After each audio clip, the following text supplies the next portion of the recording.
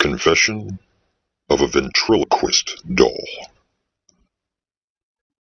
I should start with the truth they never tell you.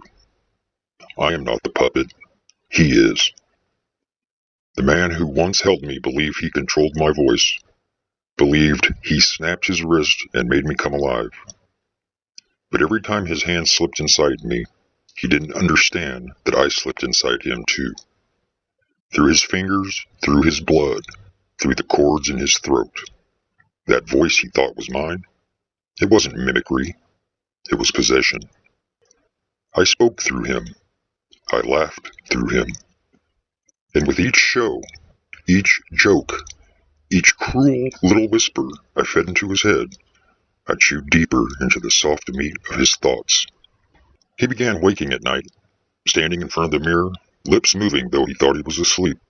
He would find himself giggling in the dark, his wife crying beside him because he wouldn't stop, because it wasn't his laugh anymore. You want to know what happens when the doll takes control? They always think they're dreaming.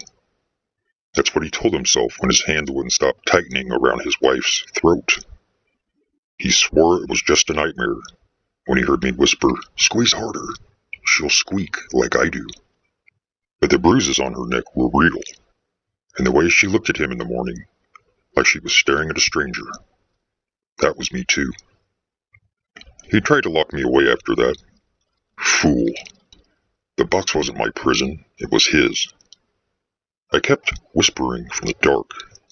I told him to hurt himself, to test how sharp the knife was against his own skin, to see how deep wood splinters if you push hard enough.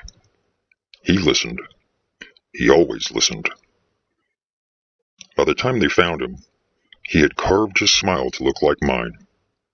Deep cuts from the corners of his mouth to his ears. The newspaper said it was a breakdown. They said he snapped. But I know the truth. I'm patient. I'm still waiting. Because when someone picks me up again, slides their hand inside, and thinks they're the master, well, that's when I climb inside them too. You know the worst part? I don't ever leave. Even when they're gone. When the crowd finds their body dangling limp with my smile carved across their face, I'm still there.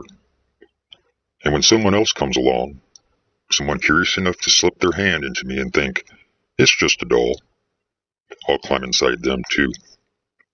I'll wriggle under their skin. I'll slip my voice into their throat, and I'll see the world fresh through new eyes.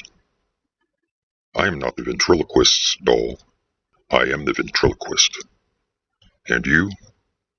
You're next if you listen too long.